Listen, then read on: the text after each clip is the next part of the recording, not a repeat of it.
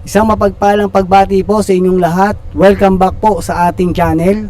Video panonorin po natin panayam kay Antonio Carpio, former Associate Justice of Supreme Court of the Philippines, patungkol sa mainit na pinag-uusapan ngayong issue sa impeachment ni VP Sara. Pero bago po yan, please like, share, and subscribe. Click the notification bell para updated ka sa tuwing mag-upload po tayo ng bagong mga videos, pati na din dito sa channel ni DZMM Teleradyo. Umpisahan na po natin. Well, ang assumption niya na hindi mag-crossover yung impeachment to the Yun na nga. 20th Congress. Dahil dyan, sabi niya, tapusin natin ngayong June, before June 30. I don't agree with that assumption. Yung impeachment, whether it's in UK, nag-umpisa yan sa United Kingdom, inadapt yan sa US, ang rule nila, yung impeachment can cross over from one parliament to the next parliament, from one Congress to the next Congress. Katulad si former President Bill Clinton, he was impeached by the 105th House of Representatives, 105th Congress, the House of Representatives of the 105th Congress. At saka, ang trial was conducted by the Senate of the 106th US Congress. Nagko-crossover yan. Lalo pa sa atin dahil, first of all, nakalagay sa saligang batas natin, public officers and employees shall be accountable to the people at all times. At all times.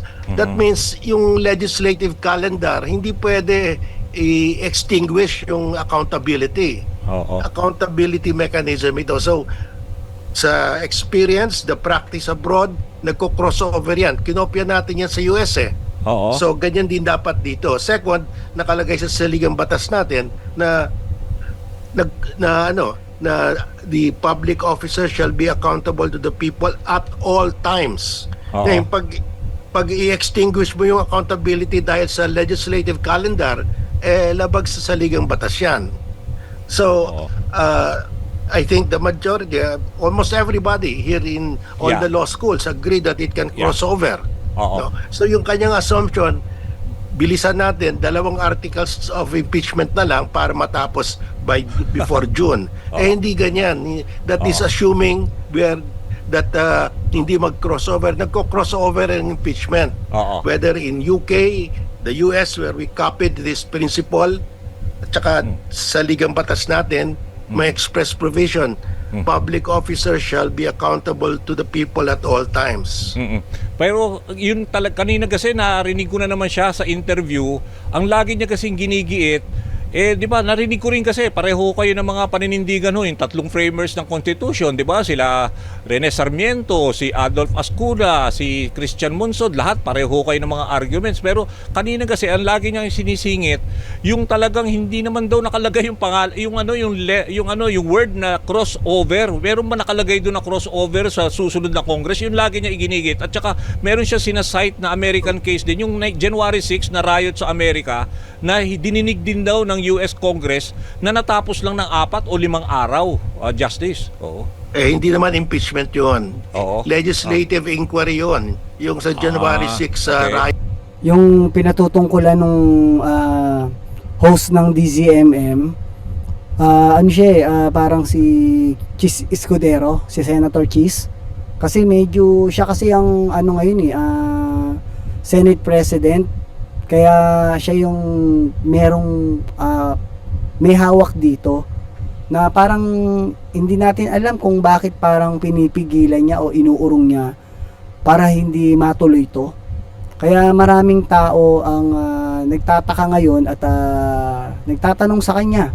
Ultimo itong mga ito sila Antonio Carpio, marami ibang mga senator diyan, sila Senator Coco Pimentel, yung mga gusto talaga na matuloy at madinig ang panig ng ating Vice Presidente dito sa impeachment. So hindi lang natin alam bakit parang pinagtatakpan ba itong si Senator Chis. Kaya ito ay ating inaalam. Ayot. Okay.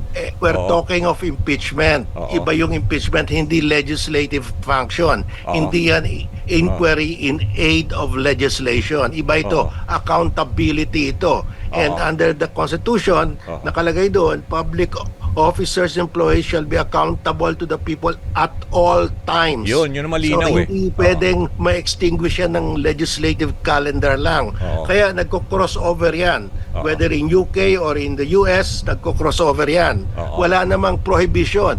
Sinasabi niya, wala rong word crossover. Wala naman din nagsasabi na hindi pwede Yun na nga, mag-crossover. yun din sabi ni Coco Pimentel eh. Wala rin naman nagsasabi. Pero malinaw naman yung interpretasyon yun. Sabi nyo, yung accountability ng lahat, mga public officials at all times. Diba? Ibig sabihin, regardless, kahit 19th or 20th Congress, basta hindi natatapos at nakapag-convene na sila as impeachment court, tatapusin niya regardless kung merong susunod na Kongreso. Diba? Ganon, Justice. Tama. Kasi Oh. collegial court yan eh. Oo. Quasi judicial body. Magpapalit ang lang yung mga impeachment senator judges. Diba? Parang ganon. Oo.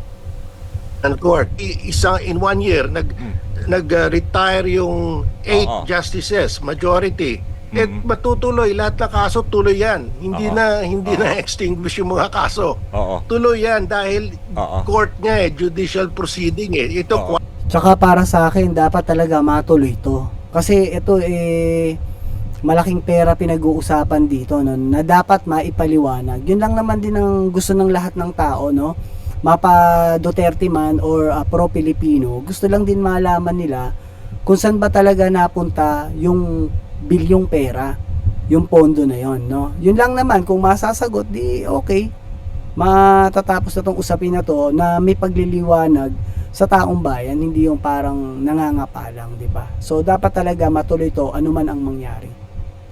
quasi judicial ito Oo. Pero given yung kanyang argument, let's say gusto niya yung 19 days masunod kasi ayaw niya nga talaga mag-crossover sa 20th Congress.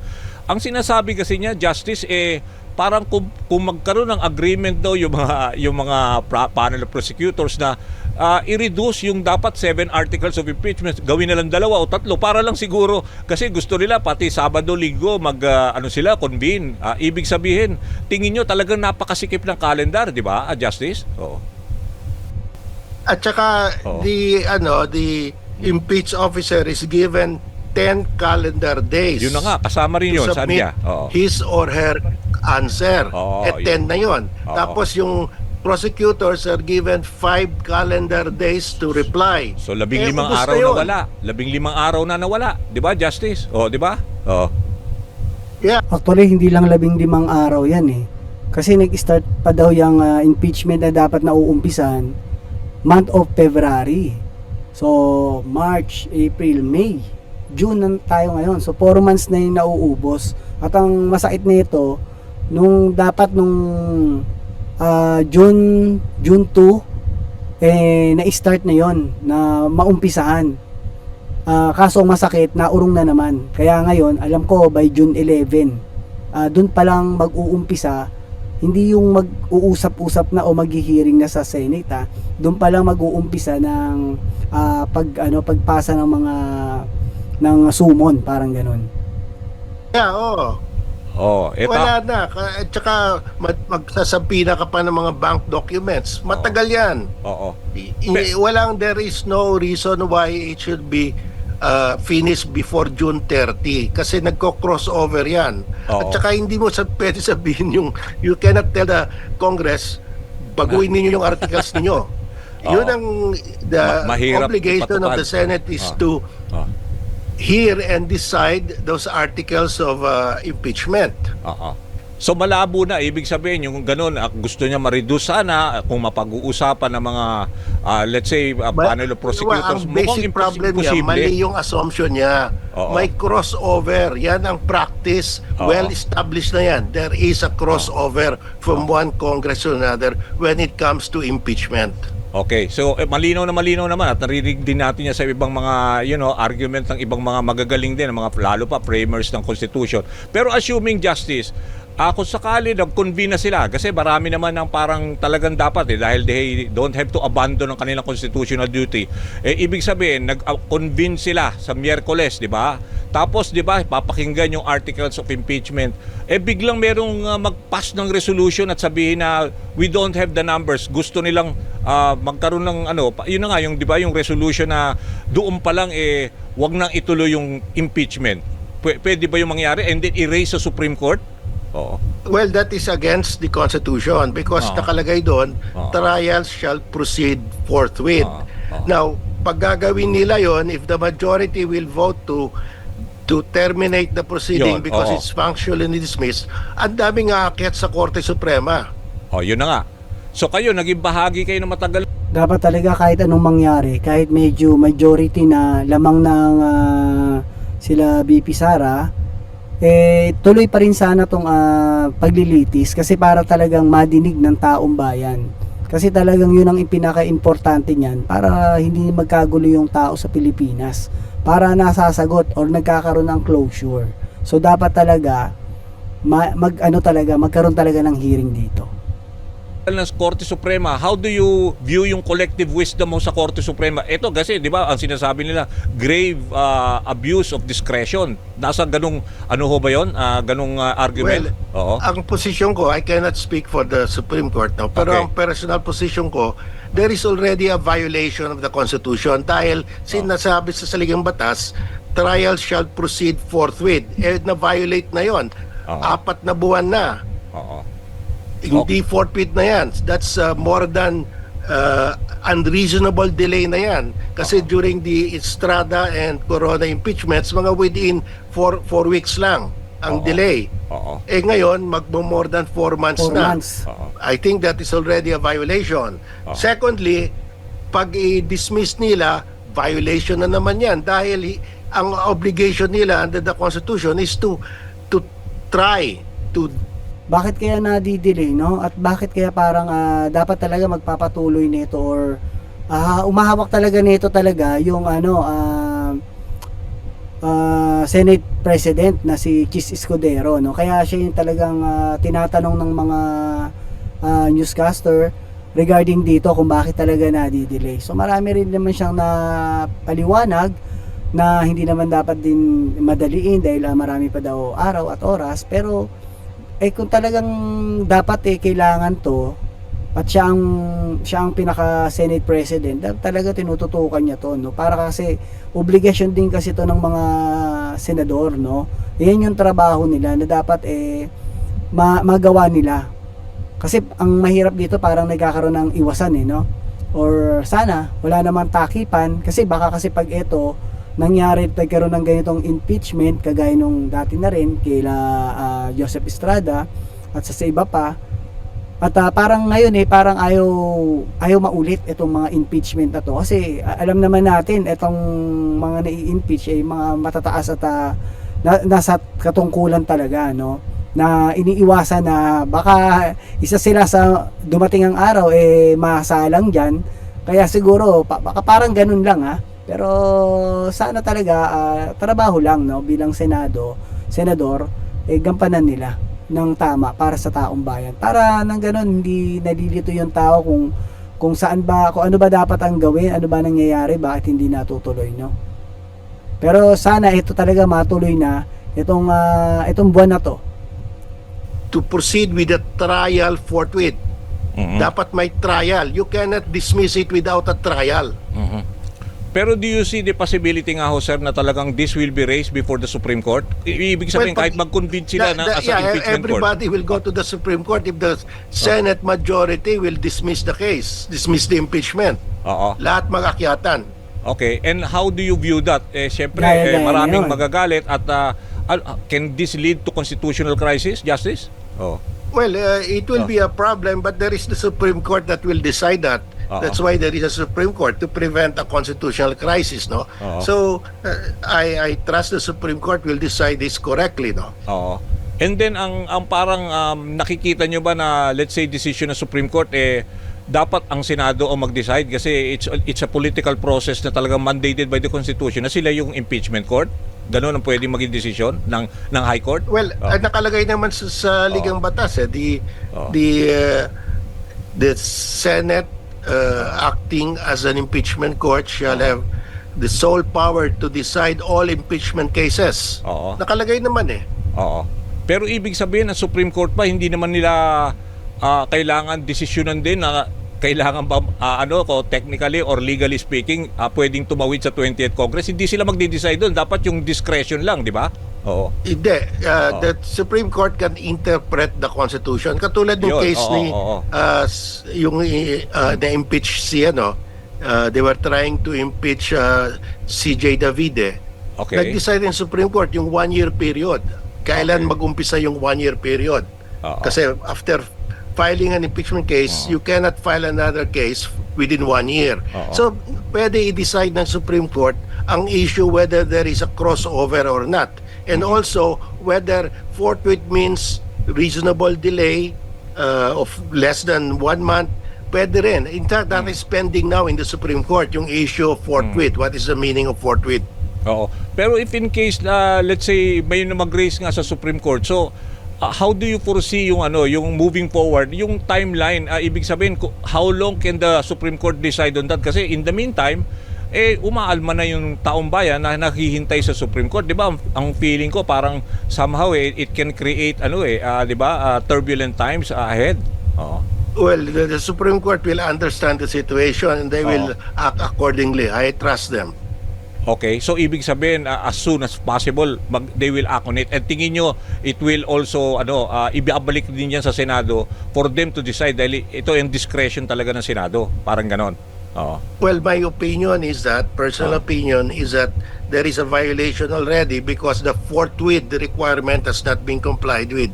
At saka, pag i-dismiss yan without a trial, that's another violation of the Constitution.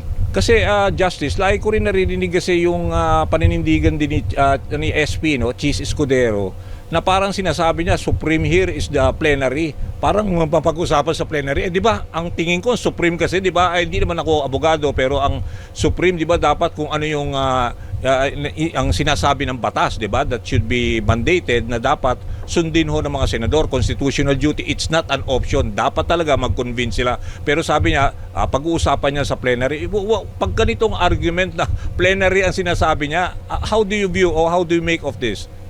Well, the Supreme Court can overrule them if they say na pwede nila i-dismiss without a trial. Well, that is a constitutional issue that will be decided by the Supreme Court. Kasi ako rin nakita ko rin nung nakaraan nung kay paglilitis ni former President Estrada nung hindi binuksan yung second envelope, and I can relate. Talagang nangyari yung EDSA 2, di ba, Justice? So, kung ito rin ang mangyari na let's say nasiil yung impeachment trial, hindi natuloy, may pwedeng mangyari din na let's say ang taong bayan ang gumalaw, di ba, Justice? That is always possible. It happened before, no? Yeah, but I hope it doesn't happen. I hope they will decide this correctly and proceed with the trial. Kayo ho lead convener ho kayo, Justice ng Sambayan Coalition. Marami hong kilos protesta. Alam ko yung Tindig Pilipinas at saka itong mga akbayan, merong pagtitipon hanggang sa Senado mamaya mula sa Film Center. Bahagi ho ba kayo ng mga kilos protesta niyan? Well, we already mga kilos protesta na yan, ang dami nag-aabang talaga dyan. Halos talaga magwe-welga yan pagka hindi natuloy yung impeachment na yan. Kasi yung impeachment, paliwanag naman yan, Kung mapapatunayan naman niya na talagang walang kinalamang pagkukurap dito, pagkukuha ng mga pera ng taong bayan at maipaliwanag kung saan talaga naipunta yung mga pondo, absuelto na, okay na yon. So, dapat lang talaga mapag-usapan para nang sa ganun talaga may kapanatagan ang taong bayan. Yun lang din naman ang hinahabol ng lahat ng tao. issued a statement, Isang bayan issued a statement that the trial should proceed in this 19th Congress. The Senate should start already and it can cross over. Yun ang position namin. So for now, ang pananaw nyo ba dapat at this time na pagkunari nag-convene ho sa Wednesday sa impeachment court, na wag na kumaari, wag nang mag-intervene ang Supreme Court unless they bring it sa Supreme Court? Oo.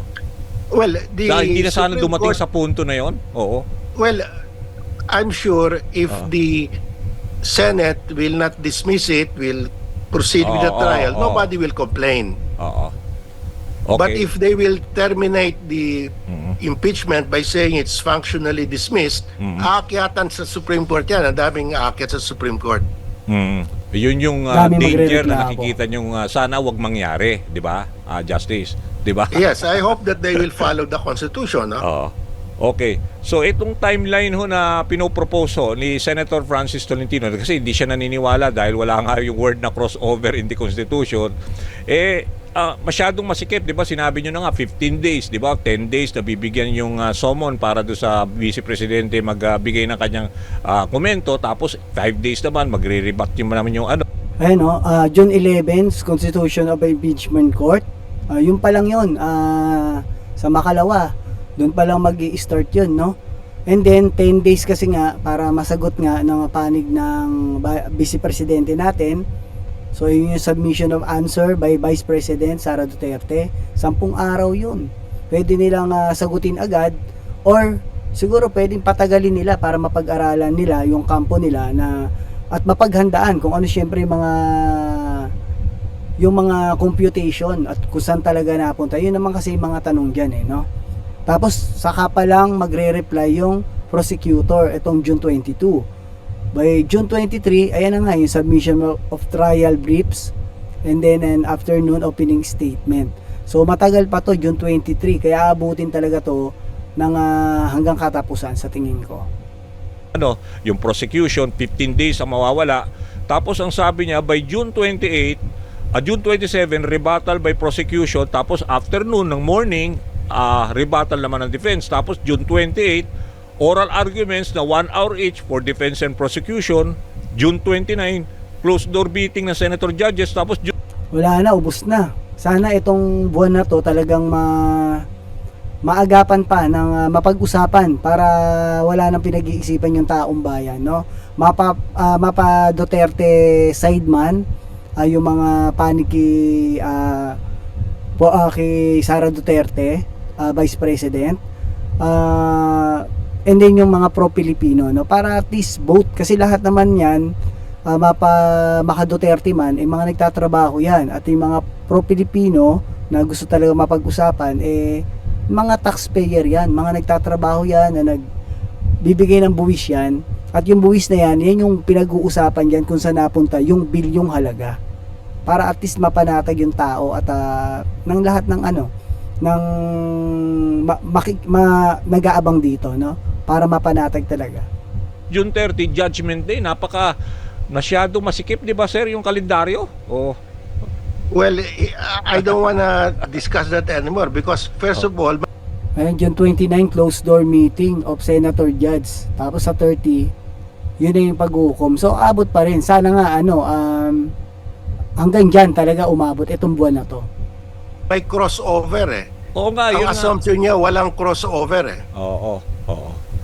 Oo, yun ang tingin nyo ho ba, karamihan ho ng, let's say, how do you view, kasi, di ba, kung maaari, when this is already covered nationwide, feeling nyo ho ba yung, let's say, mga political leanings ng mga senador, masisway ng public opinion kung meron talagang overwhelming evidence na ipresenta mga panel of prosecutors?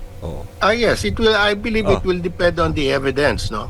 And I hope that the senator judges will decide based on the evidence. Okay. So, malaking bagay yun. Kasi for now, siguro you will encourage each senator, kasi marami naman nakikinig sa inyong talagang mga argumento. Ito po, nasa harapan po ng screen natin. Yun nga yung kanina nga binabanggit po natin. Yan, June 11, no? Doon pala mag-i-start yan. So, sa Bacalawa na yan, no? Pero ang haba niyan, abutin pa ng ilang days yan, no? Ilang weeks. Sana talaga maumpisa na to, no?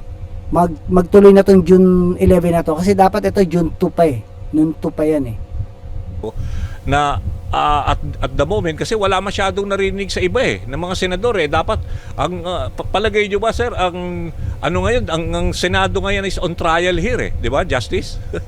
Yeah, they will also be on trial kasi in an impeachment dalawa yung judges may formal judges yung mga senador.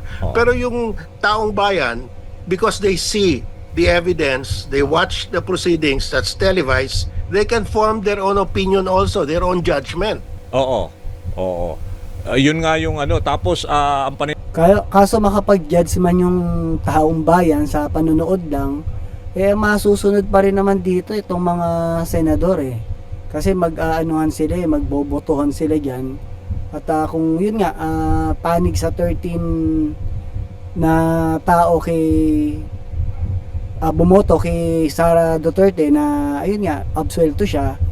So tapos ang boxing kahit ang mga taong bayan nanonood lang naman yan pero wala magiging points diyan.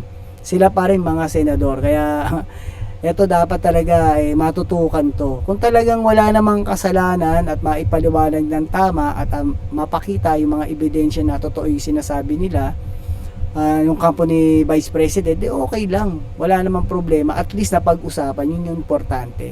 Para malaman talaga ng taong bayan kung nagkakaroon ba ng hocus-pocus dyan. Kasi hindi nila pera yan Pera ng sambayan ng Pilipino yan, lalong-lalo na yung mga taxpayer, yung mga nagtatrabaho.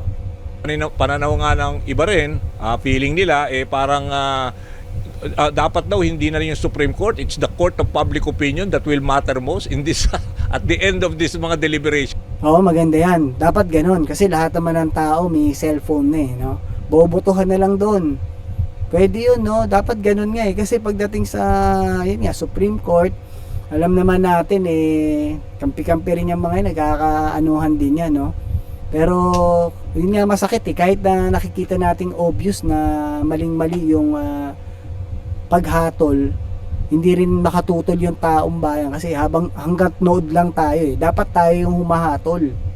Kasi pera natin yan tax natin yan dapat gano'n na mangyari Di ba, Justice? Well, we have to follow the Constitution. Pag may legal issue, dalayin sa Supreme Court. May jurisdiction ng Supreme Court to interpret the Constitution, whether there is a crossover or not. May jurisdiction sila niyan, and I think they will interpret that correctly. At saka yung power to either convict or acquit, it's within the Senate. Power ng Senate. Hindi magdi-decide ng Supreme Court yan. Yeah, it's only the Senate that can acquit or convict. The Supreme Court cannot do that. The Supreme Court can only say ano yung process under the Constitution. May crossover ba o wala? How long should the impeachment trial start from the filing of the articles? Yung term forthwith, anong meaning yan?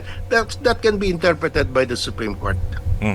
And you are confident dahil sabi ko nga matagal kayo dyan sa Supreme Court at ilan din nakausap namin sila Adolf Ascuna na member din ng Supreme Court kung yung titignan nyo tinitimbang nyo lahat malaki ang chance na sabihin din talaga ng Korte Suprema pwedeng tumawid sa 20th Congress. Well, that is my personal opinion. I cannot speak for the Supreme Court. Okay. Nako, maraming salamat Justice sa oras na ibinigay ninyo. Nako, marami na naman na liwanagan dito sa mga legal arguments in connection with the impeachment na hopefully talagang mag-convene na as impeachment court sa Miyerkules po. Salamat po. Salamat Danny, salamat sa Okay, alright. Hanggang dito na lang po muna.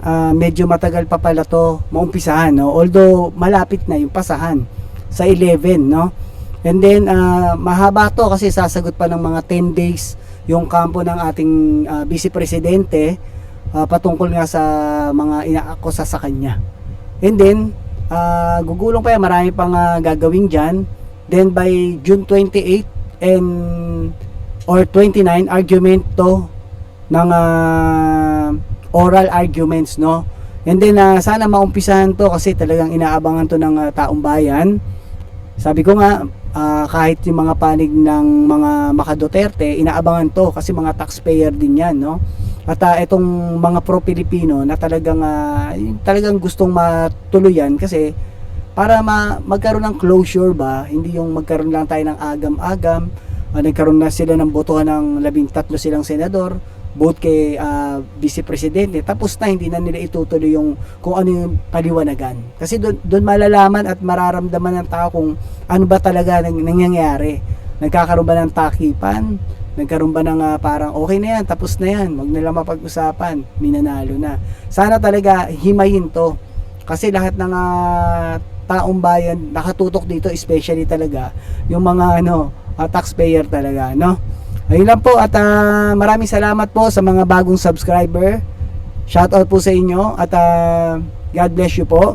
Ito po muli si Tio Paeng ang nagsasabing life is short, be happy, and world peace. Salamat po.